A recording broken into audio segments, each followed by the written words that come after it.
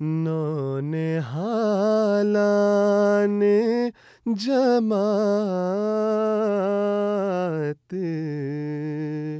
मुझे कुछ कहना है,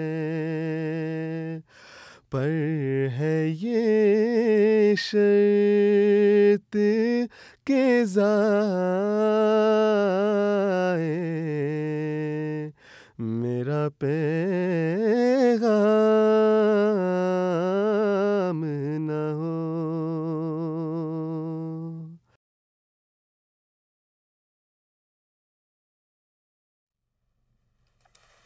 So when we were kids and we were either bullying kids in the park or being bullied by other kids in the park, this bullying would stay within the boundaries of that park. It wouldn't exceed beyond that. Or on your way home or whatnot, yeah. Yeah, right. But I mean, nowadays, this sort of bullying has changed forms drastically because of something called social media. Yeah, now everything is saved online, right? Cyberbullying, Right, exactly. Cyberbullying. So you can't even escape it anymore. So everything is online, it gets magnified, there are audiences who are watching this thing. Right. And what's interesting about this is that, I don't know if you guys know about this or not, is that social media, the reason why people loved it so much is the fact that it saved history from being lost in history. Now we could actually record it for the first time. But what ended up happening was that it had the opposite effect now.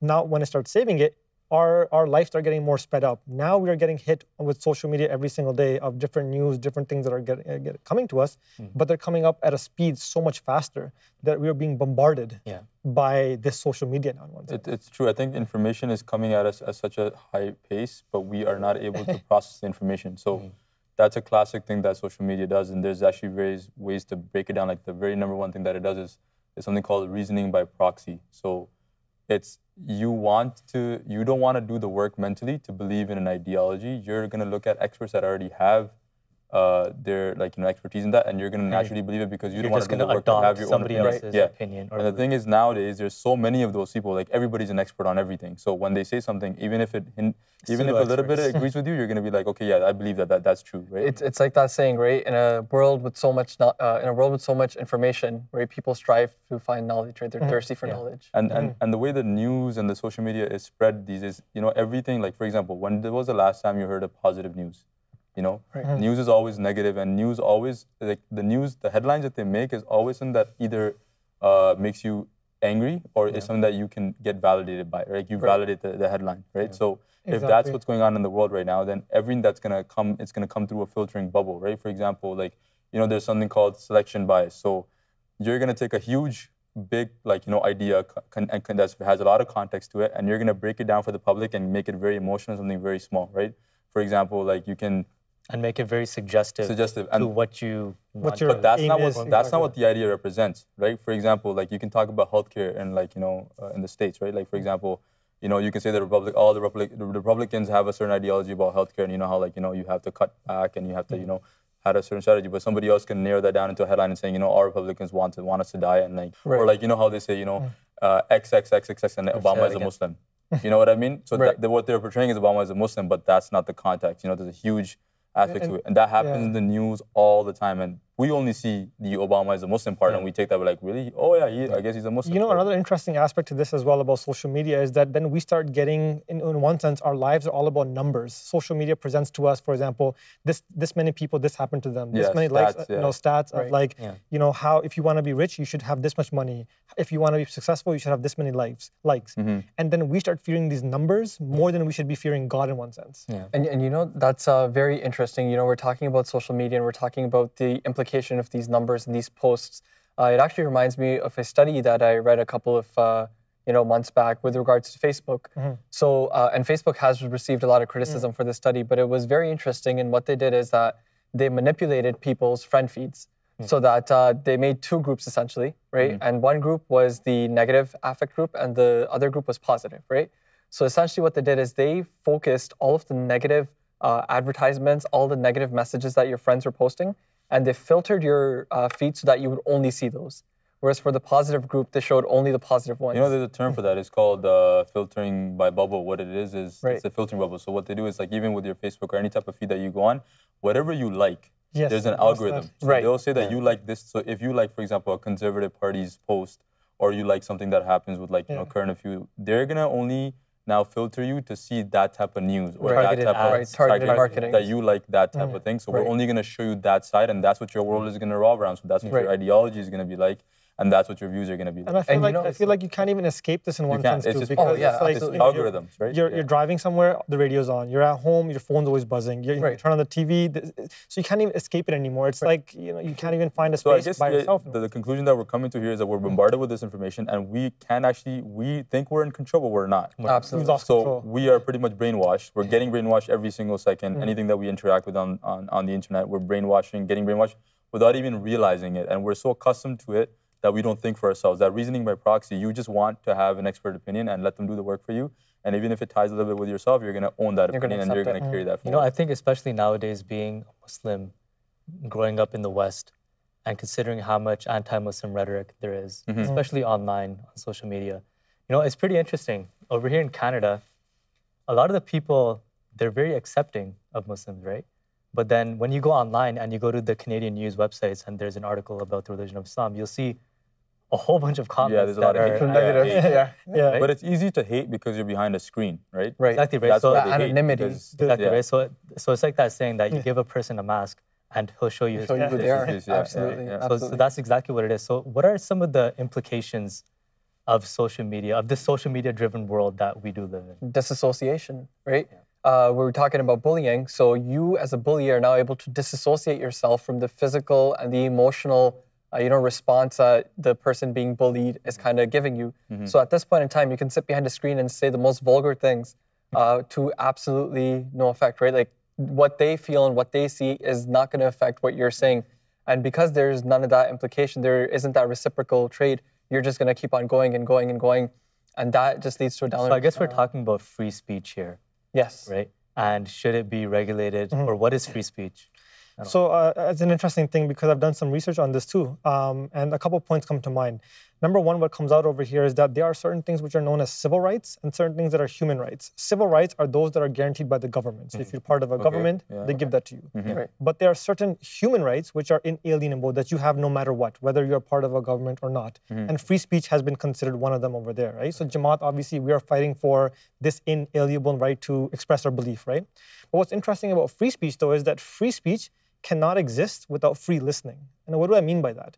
Because you can tell anybody that, you have the free speech to say whatever you want, whenever you want. But if I can then control who listens to what you have to say, you cannot then, even if you can, they can't say whatever you want, won't get very far. I'll give you a very interesting example. In the 2016 elections that happened with Hillary Clinton, Donald Trump, and Bernie Sanders, they actually did a poll research and found that Bernie Sanders, in terms of the coverage that he got in the media, was significantly less in comparison to other candidates. So he had free speech, but because he didn't have the aspect of free listening, because they filtered it, it became redundant in one sense. Do you know how biased that itself is? I was listening to something and they talked about the election, and what they were saying is that the society doesn't realize that we have been programmed to only believe in certain lines of ideologies. So, for example, Conservative Party thinks this. They have these beliefs on abortion.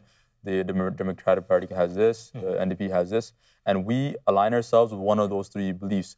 There could be an option 4 that we actually believe ourselves, but because nobody's running for that option, we are now forced to go with one of theirs. So whatever Trump thinks, whatever Clinton thinks. Exactly. And that already is that's so messed up. You should be able to think for yourself, and somebody should be running for what you believe. But if they don't, you have to now go with whatever somebody else is believing and change your beliefs to them and then vote for them, right? So we're not formulating our own opinions. Our own thoughts. Because there's so much information. We're just being driven by everybody else. There's so much information, you're just like, okay, let me accept whatever I can, right? At the same time, you have to be understand, careful. You have to be careful. And you have to understand the fact that free speech is not simply free speech. You can be prosecuted for libel, slander. So, I mean, people talk about, I want to have hate speech, for example. Right. So what's the difference then between free speech and... So what would be the difference then between free speech and hate speech? Because isn't hate speech just a form of free speech?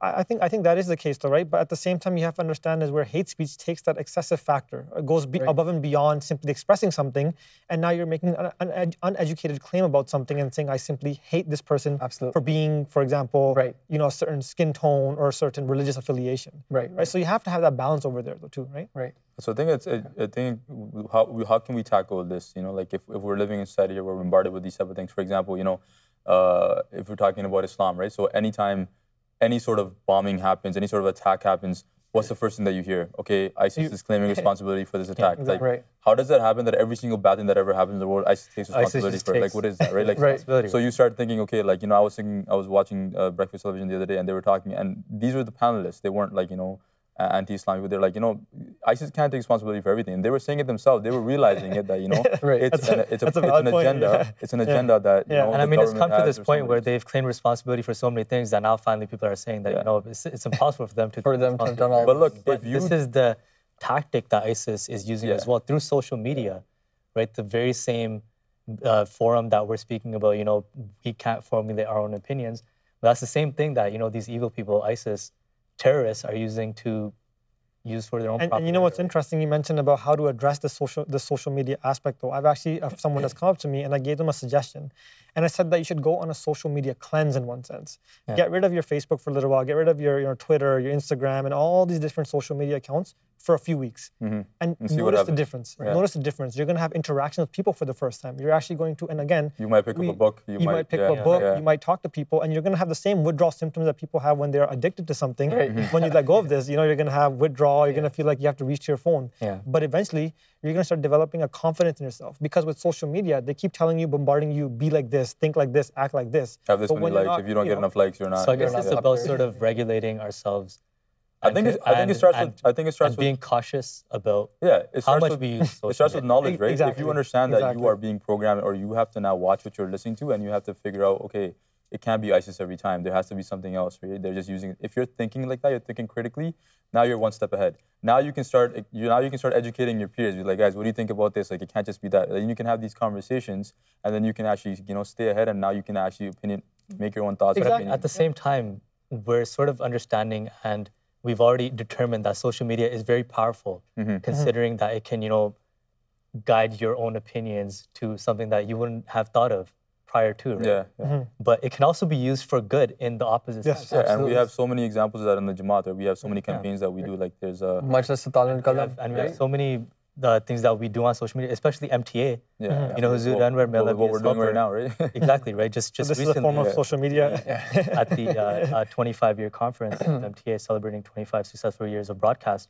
Huzur Anwar Melabia's helper, he constantly mentioned the role that social media is playing nowadays with MTA as well, and getting viewership, and also marketing those programs and stuff as well. Right. So I mean, this is Like, it's so something pervasive. that can be used for evil, but we use it for something that's good. That's good. Well, like I said, like the sound of one tree falling is way louder than 1,000 trees growing at the same time. That's what they say. The negative news is gonna travel faster, but we can still counteract with number one. Again, you take charge. You understand that you can't be listen to everything that you hear. Number two is we're having campaigns, where it's like meet a Muslim family, take a Muslim out for coffee, Fast with the Muslim family. We have these, like there's lots of campaigns in the States as well that they run. Like we had Stop the Crisis campaign. We had lectures around. So we're doing all of this, and we're not counteracting through those. We're going to be those 1,000 trees, but at least we're doing something, and we're getting back and doing these positive things to reinforce that. Okay, no, Islam is not about this. Islam does not teach this, right? Exactly, and to even add on to that too, I think that in general people have to understand that. I don't know the exact percentage though, but they say a high percentage, somewhere around 90% of all communication is non-verbal in one sense. Of course, yeah. So when you send a text message, the person doesn't know your intonation of your voice, how you said it, There's no tone, there's no body language. There's nothing in there. So there's so many miscommunication that can happen. So many issues can happen that can be resolved by simply putting down your phone. Pretty much the message that you're trying to get across is can not be being can be misunderstood. transmitted in the way that you would. Yeah, exactly. I find it so amazing, right, that we say it is social media, right? Now, human beings are a social being, right? Exactly. So by going through social media, we're kind of becoming asocial, right? Like, also, I'm sending you a text message devoid of all emotion, right? Antisocial. Whereas in our childhoods, we used to, go to each other's houses, knock on the door, and say, "Hey, let's go hang out," and you have that repertoire. I agree with that, but I also disagree. It depends. It depends on what platform you're using. Like for example, I was on a fitness page the other day, and the person that I was following, what he said was, he's like, I want, and I look up to this person. He said, I'm gonna come out and come to any city, and I'm gonna have lunch and dinner with the person that I pick in this contest. And the contest that he had was, he's like, I want you to write a post in my comment section about who's the most inspirational person in your life. Oh, so you used that. And I wrote about my mother. and I wrote a whole article, and he actually posted mine. He didn't end up picking me, he picked somebody in the States, but that's fine. But Unfortunately. I'm just saying. But when I read through his comments, he had over 450 comments of everybody talking about who's the most inspirational person in their life. And that was such a powerful post. And he's like, this is such a great, positive fitness community that we're building here. And that could be with anything. Like we do the same thing with, with MTA, with anything that we're gonna do. So it doesn't always have to be like that. That was a very social thing. I got to read 400 posts of 400 people who are inspired by 400 different people, right? Absolutely, as well. So absolutely. it could work in both ways, but you have to to know what channel you're using and use the right channel. And we have to use the right channel now that we're on this platform, right? And to even add to that as well, another funny scenario that happened is that one time I was just a couple weeks ago at my friend's place. And I was sitting over there, and the entire family was sitting in the room, but nobody was talking because they're all on their phones. They're all on their phones. And everybody was typing to each other. They may even be talking to each other. And they may be asking, what's cooking or what is their mom making over text in one sense. And it was funny because it was like pin drop silence, but 5 human beings are sitting together. And I was looking around and wondering, like, what's happening over here? And so it's kind of funny in that sense too. Yeah, I know. So it does go back to one thing I was reading on Twitter, right? So it's just like a meme, like memes are pretty popular too, right? So it's just about how Twitter or Instagram crashed or something, and I finally had to talk to my family. They're pretty good people. They seem like they're pretty cool people, right? So this is what it pretty much comes down to. How much time are you committing from your daily schedule to things like this? And then, at the same time, we would have to question how can we maximize the beneficial use of social media, right? Doing tabligh as well, getting the message of the promised Messiah, peace be upon him, out through social media avenues as well, right? Which is pretty powerful, and it gets the message across. I think the purpose again of social media was to make our lives easier. But you have to also understand something is that when it's there for a beneficial purpose in one sense, but if we take it to the extreme, it becomes a negative or a hindrance to our lives as well. Again, I think it comes down to you have to know what you're gonna. If you have a certain number of hours in a day, you have to pick and select where you're gonna spend your time. Where you're gonna what news article are you gonna read? What are you gonna pick up? You can't just read everything. There's too much, and you don't want to read the wrong stuff. And then you have your. And then at the same time with social media, just generally as a guideline, following Huzur Anwar's directives for social media. Being cautious of what you post and how you're actually using it. Are you using it for good, evil? What are you actually doing with it? Being conscious of that. Because of all of the negativity that is out there. Yeah, I think Hazur's mentioned something about that when it comes to privacy and posting photos and personal things about yourselves that you should not have because it never really goes away kind of thing. There's servers and everything that's backed up, and that's big. That the youth need to realize, and they don't think about that because they don't think about their future. So if you post certain things that you should not have posted, that stays there, and that could paint a bad image about you, or just in general, it could get you in trouble sometimes. A very interesting example of that is sometimes people apply for jobs, and what's the first thing that they do is they go on their look at your Twitter, they'll look at your Instagram, they'll see what are you about, what is your life about, and they find something that again you did maybe 10 years ago as a prank or as a joke or something, but all of a sudden that thing haunts you for the rest of your life. So you have to be very careful on what you post, what you expose yourself to, right? Like you're letting the world you're exposing yourself to the world, right? Yeah. Another fact I think that we should really look at is in Canada, on an annual basis, you're looking at about 360 teenagers who commit suicide. It's almost one teenager a day, right? And most of these suicides are a result of disputes or, bullying or some sort of extortion, which has happened over social media. So just going back to what Hazur said, about minding your privacy and being very mindful of what it is that you do and post there. A lot of people don't take that concept of permanence into, account. And sometimes they'll just post something, just for the fun of it, like you said, as a prank, and then it just comes back to haunt you for the rest of your life to the extent that you might take your life. Cyberbullying and stuff. What would be the solution? Again, some of these teenagers who don't really understand the implication of social media are using it. And that's why I find for a lot of people right now, even for parents who have children, sometimes to get these children to, distract them, they'll give them a phone, play some games on there, or do something. And that's, I think, very dangerous in one way. Very dangerous, Now, this child who's like 5, 6, 7 years old, instead of running in the park or enjoying a nice day at the beach or something, is, typing on his phone, texting on his phone now. And now what ends up happening is that, this child who's watching YouTube videos at the age of 8 or 10 is getting these ideas that are coming on that, he's not even in control of. And being influencing him from that age, it sort of, develops in his mind over time and festers. And it shapes their individuality. Interesting. When we speak about bullying in general, like a very prime example and a very beautiful example from the life of the Holy Prophet.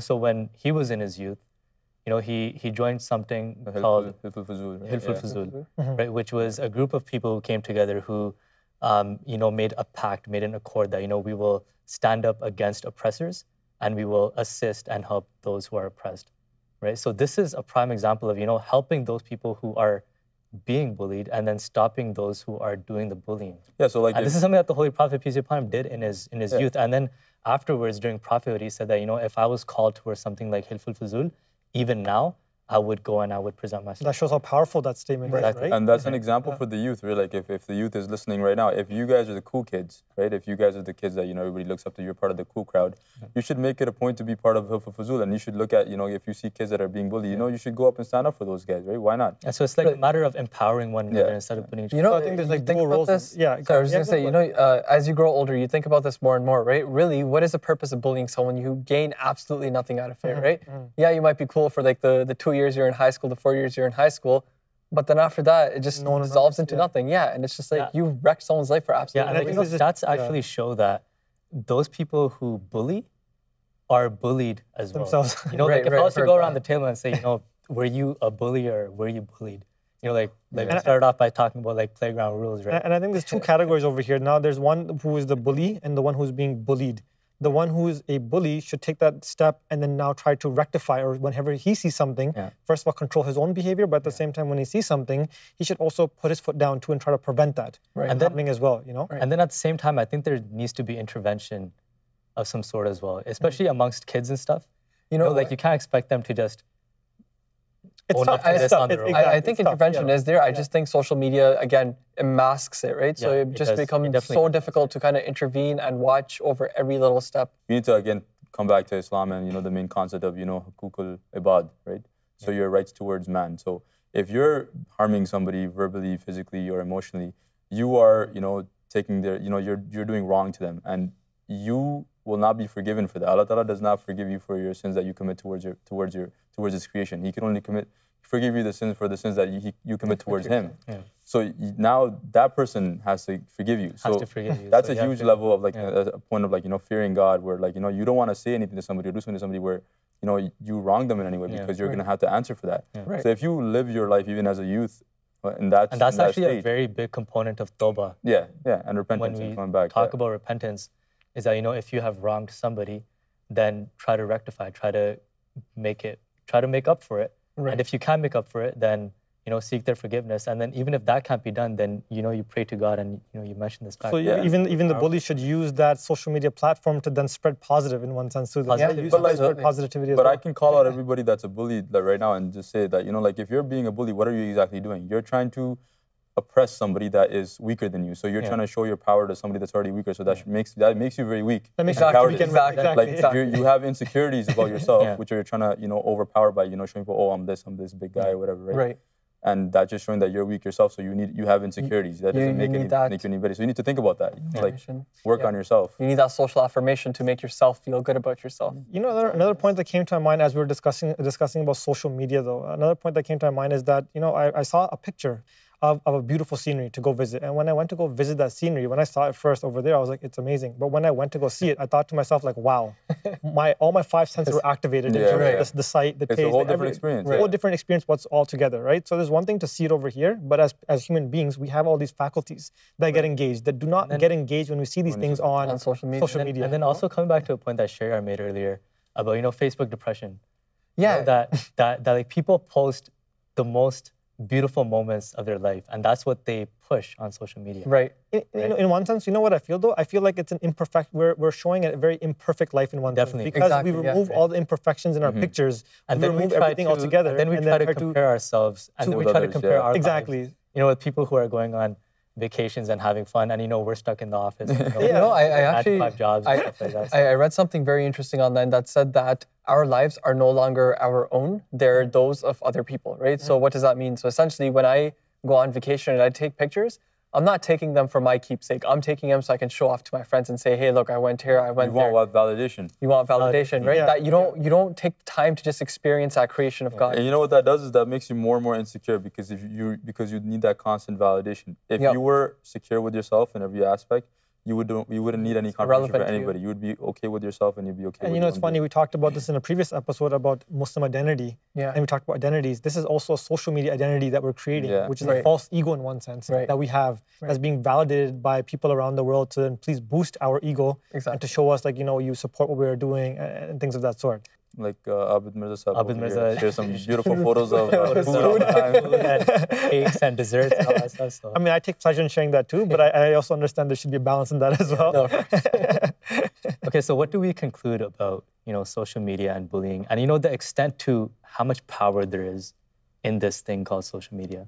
I think there's an immense amount of power, and I think it just comes down to us being critical thinkers. How we harness that power. Yeah, exactly. Critically, you know, taking in what we should do and what we shouldn't do, and just kind of guiding our actions from there. You have to understand, social media is not going anywhere, right? This is not going to die out. It's not a fad that's going to die out in the next 2-3 years. So we have to understand is how do we then, you know, live our lives in a way that we can manage this as well. Right. I really enjoyed today's discussion. I think we can continue this afterwards as well. Absolutely. So I'll see you guys. Hopefully in person and not in social media. And I look forward to seeing your social media posts about food and wherever you guys travel. Greatly appreciate it, inshallah. Jazakallah. नौने हालाने Jamaat